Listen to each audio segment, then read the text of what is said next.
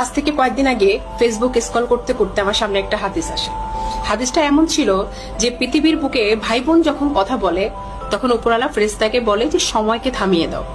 তো তখন আসলে এটার কোনো মর্মার্থ আমি বুঝতে পারিনি। তার কিছুদিন পরে আমি যখন এই হাদিসের একটা ডিটেলস বর্ণনা আমার সামনে আসে, তো তখন হাদিসের মাধ্যমে আমি জানতে পারি যে মৃত্যুর পরে মানে আখিরাতে জীবনের পরে অনেকের সাথে অনেকের দেখা হওয়ার সম্ভাবনা আছে।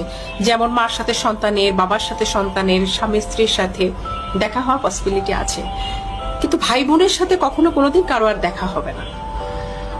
ভাই বোনের সম্পর্ক পৃথিবীর পর্যন্তই, পৃথিবীর পরে মানে মৃত্যুর পরে আর কখনোই কেউ কাউকে কোনোদিন দেখতে পাবো না।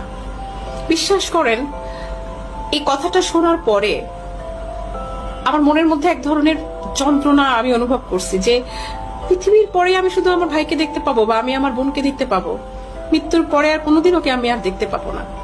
তো এই ক্ষণস্থায়ী জীবনে আমরা অনেকে সম্পত্তির কারণে কিংবা আনুষাঙ্গিক অন্যান্য কারণে আমরা ভাই বোনের সাথে কেউ কারো মুখ দেখি না বা আমাদের সাথে কোনো কথা হয় না, টোটালি কোনো সম্পর্ক নেই, এবং এইভাবে সম্পর্কটা অনেকদিন কন্টিনিউ করে যাচ্ছে। তো তাদের উদ্দেশ্যে আমার একটাই মেসেজ, সেটা হলো